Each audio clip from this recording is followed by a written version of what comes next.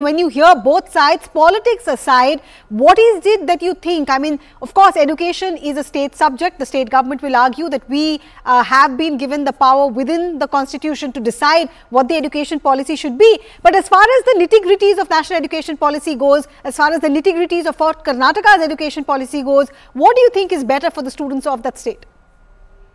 Well, let me take it from a slightly different angle quickly. I mean, the era that we've entered right now of such rapid change, and at the same time the need for students to be able to move not only within the country from one state to the other in pursuit of the best education that they can get, but also globally if they so desire.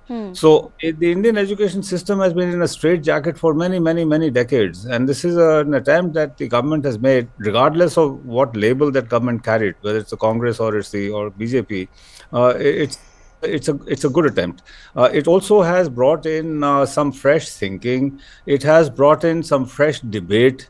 And to the extent that the state's interests are necessarily need to be, maintained in terms of the local culture, the local needs, I believe there's enough flexibility within the policy and within the, constitutional framework for this to happen. See, the underlying principle for all political parties, regardless, must be national interest, must be public interest. And in this case, it is the next generation of students that we are talking about. Now, there are certain flaws which the government will also need to look at. For example, I would think that this the fact that they want two languages to be taught and tested at year 10, 9-10 kind of level, I think it's a flaw, because it's a well-known fact that children learn languages at most easily at an earlier stage. If you want to teach Indian children two languages or three or even four languages, the time to do it is from primary education up until about year 8. Right. Okay.